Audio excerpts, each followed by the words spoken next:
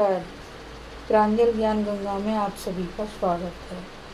हम संक्षिप्त महाभारत का पाठ कर रहे हैं, जिसमें कि हमने कल ऋषि कुमार किंदम के शाप से पांडु को वैराग्य की कथा को पढ़ा था।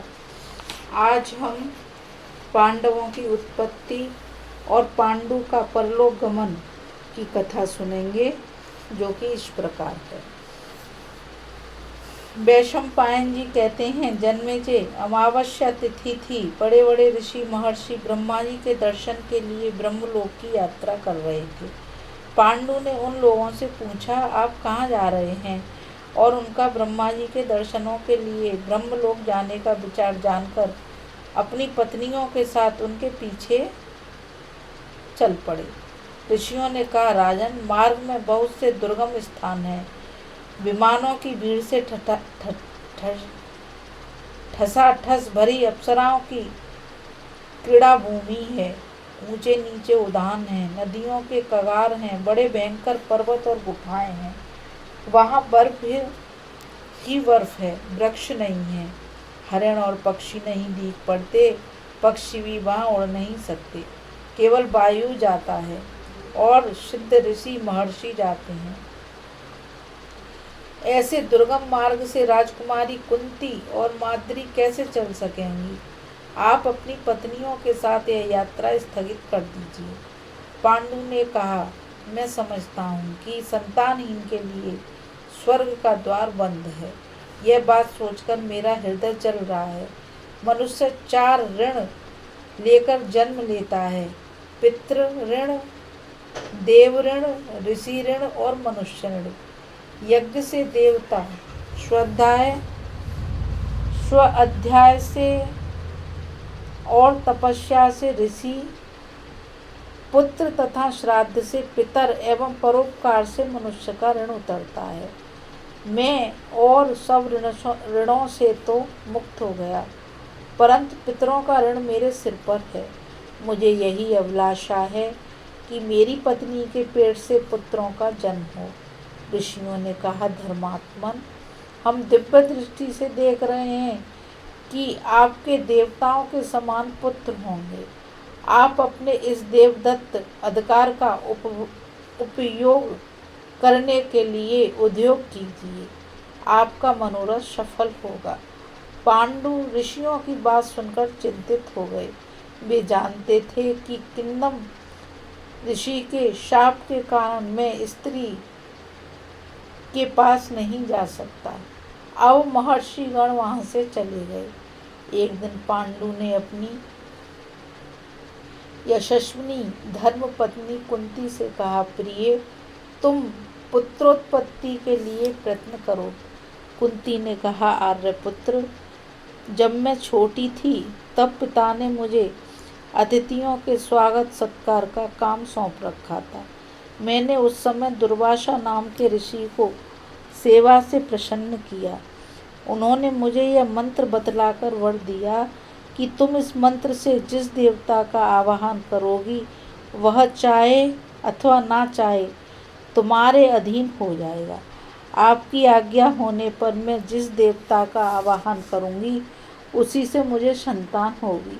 कहिए किस देवता का आवाहन करूं? पांडु ने कहा, आज तुम विधि पूर्वक धर्मराज का आवाहन करो। वे त्रिलोकी में श्रेष्ठ पुण्यात्मा हैं। उनसे जो संतान होगी वह निस्संदेह धार्मिक होगी। उनके द्वारा प्राप्त पुत्र का मन अधर्म की ओर कभी नहीं जाएगा। जब कुंती ने धर्मराज का आवाहन किया और उनकी पूजा करके वह मंत्र जपने लगी, उसके सामने प्रभाव से धर्मराज सूर्य के समान चमकीले विमान पर बैठकर कुंती के पास आए और मुस्कुराकर बोले, कुंती, बता, मैं तुझे क्या वर दूं? कुंती ने भी कहा, मुझे पुत्र दीजिए। तदंतर योग मूर्तिधारी धर्मराज के संयोग से कुंती को गर्व रहा और समय आने पर पुत्र उत्पन्न हुआ। उसके जन्म के समय शुक्ल पक्ष पंचमी तिथि, ज्येष्ठा नक्षत्र और अभिजीत मुहूर्त था। सूर्य था तुला राशि पर। जन्म होते ही आकाशवाणी ने कहा, यह बालक धर्मात्मा मनुष्यों में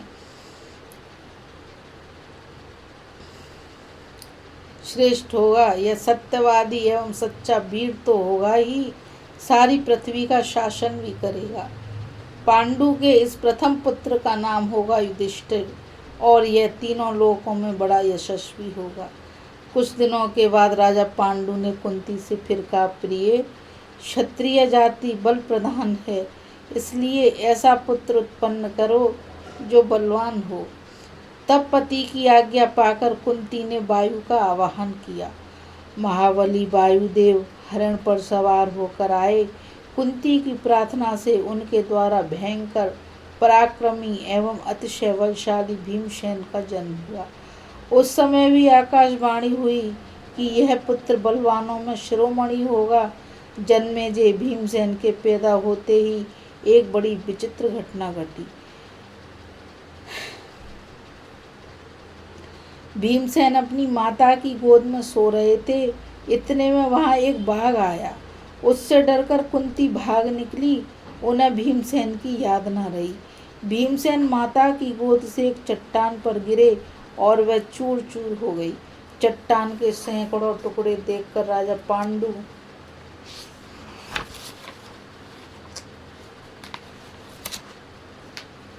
चकित हो गए। जिस दिन भीमसेन का जन्म हुआ था, उसी दिन दुर्योधन का भी जन्म हुआ था। अब पांडु को यह चिंता हुई कि मुझे एक ऐसा पुत्र हो जाता जो संसार में सर्वश्रेष्ठ माना जाता। देवताओं में सबसे श्रेष्ठ इंद्र ही हैं। यदि वे किसी प्रकार संतुष्ट हो जाएं, तो मुझे सर्वश्रेष्ठ पुत्र का दान कर सकते हैं। ऐसा विचार कर उन्होंने कुंती को 1 वर्ष तक व्रत रखने की आज्ञा दी, और वे स्वयं सूर्य के सामने एक पैर से खड़े होकर बड़ी एकाग्रता के साथ उग्र तप करने लगे। उनकी तपस्या से प्रसन्न होकर इंद्र प्रकट हुए और बोले, तुम्हें मैं एक विश्वविख्यात ब्राह्मण, गौ और सुहृदयों का सेवक तथा शत्रुओं को संतप्त करने वाला श्रेष्ठ पुत्र दूंगा। इसके बाद पांडु ने कुंती से कहा, प्रिय, मैंने देवराज इंद्र से वर प्राप्त कर लिया है। अब तुम पुत्र के लिए उनका आवाहन करो। कुंती ने वैसा ही किया। तब देवराज इंद्र प्रकट हुए और उन्होंने अर्जुन को उत्पन्न किया। अर्जुन के जन्म के समय आकाशवाणी ने अपने गंभीर स्वर से आकाश को निनादित करते हुए कहा, कुंती, यह बालक कार्तवीर्य अर्जुन और भगवान शंकर के समान पराक्रमी तथा इंद्र के समान अपराजित होकर तुम्हारा यश बढ़ाएगा। जैसे विष्णु ने अपनी माता अदिति को प्रसन्न किया था, वैसे ही यह तुम्हें प्रसन्न करेगा। यह बहुत से सामंतों और राजाओं पर विजय प्राप्त करके 3 अश्वमेध यज्ञ करेगा। स्वयं भगवान रुद्र भी इसके पराक्रम से प्रसन्न होकर इसे अस्त्र दान करेंगे। यह इंद्र की आज्ञा से निवात कवच नामक असुरों को मारेगा और सारे दिव्य अस्त्र शस्त्रों को प्राप्त करेगा। यह आकाशवाणी केवल कुंती ने ही नहीं, आश्रमवासियों और समस्त प्राणियों ने सुनी। इससे ऋषि, मुनि, देवता और समस्त प्राणी बहुत प्रसन्न हुए। आकाश में दुंदुभी बजने लगी, पुष्प वर्षा होने लगी।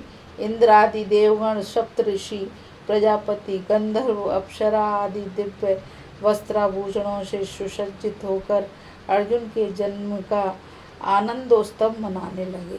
देवताओं का यह उत्सव केवल ऋषि मुनियों ने ही देखा, साधारणतः लोगों ने नहीं।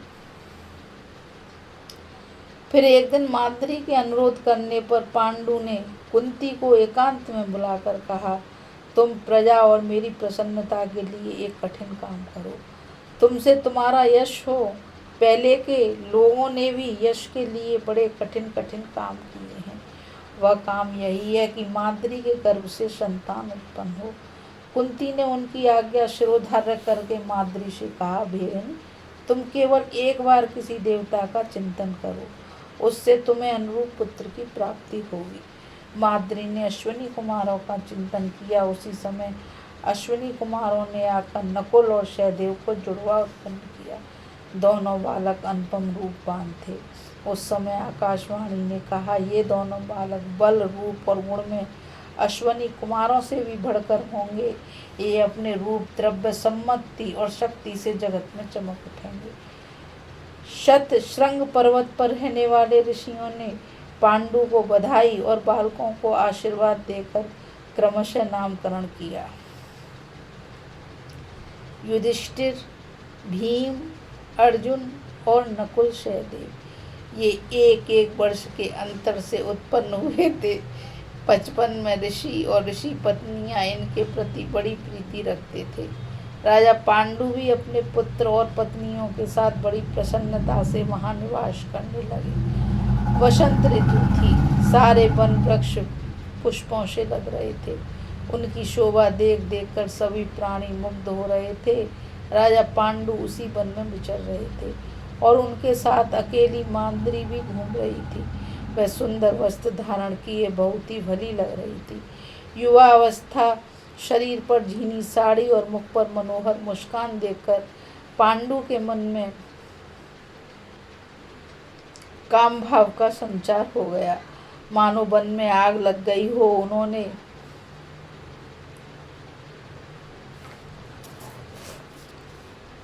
माद्री और उसी समय उनकी चेतना नष्ट हो गई। माद्री उनके शव से लिपटकर आंत्र स्वर से विलाप करने लगी। कुंती पांचों पांडवों को लेकर वहां पहुंची। कुछ दूर रहने पर भी माद्री ने कहा, बहन, तुम बच्चों को वहीं छोड़कर अकेली यहाँ आओ। वहां की दशा देखकर कुंती शोकग्रस्त हो गई। वह विलाप करने लगी, मैंने तो सर्वदा अपने पति देव की रक्षा की थी। आज उन्होंने शाप की बात जानबूझकर भी तेरा कहना क्यों नहीं माना। माद्री ने कहा, बहन, मैंने तो बड़ी नम्रता और विकलता के साथ इन्हें रोकने की चेष्टा की, परंतु होनहार ही ऐसा था, ये अपने मन को वश में नहीं रख सके। कुंती ने कहा, अच्छी बात, अब तुम उठो, पति देव को छोड़कर इधर आओ। तुम इन बच्चों का पालन पोषण करो। मैं इनकी बड़ी पत्नी हूँ, इसलिए इनके साथ सती होने का अधिकार मुझे है। मैं अब इनका अनुगमन करूंगी। माद्री ने कहा, बहन, अपने धर्मात्मा पति के साथ मैं ही सती होंगी। मैं अभी युवती हूँ, मुझे ही इनके साथ जाना चाहिए। तुम बड़ी बहन हो, इतने के लिए मुझे आज्ञा दे दो। तुम मेरे पुत्रों के साथ भी अपने ही पुत्रों जैसा व्यवहार करना। मुझसे विशेष आसक्ति के कारण ही पति देव की मृत्यु हुई है, इसलिए भी मैं ही इनके साथ सती होंगी। माद्री ऐसा कहकर अपने पति देव के साथ चिता पर चढ़ गई और पति लोक सिधार गई।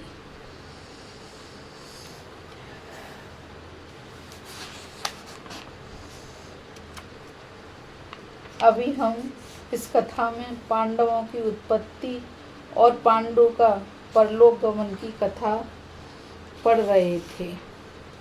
कल हम हस्तिनापुर में कुंती और पांडवों का आगमन तथा पांडु की अंत्येष्टि क्रिया की कथा को पढ़ेंगे। इस कथा में बस इतना ही। और मुझ गीता रावत को आज्ञा दीजिए। अब मैं आपसे यही कहना चाहूँगी कि इस चैनल को ज़्यादा से ज़्यादा लाइक, शेयर और सब्सक्राइब कीजिए, ताकि यह अमूल्य ज्ञान अधिक से अधिक लोगों तक पहुंच सके और अधिक से अधिक लोग इस कथा से ज्ञान प्राप्त कर सकें। आज के लिए बस इतना ही। राधे राधे। जय श्री कृष्णा। नमस्कार।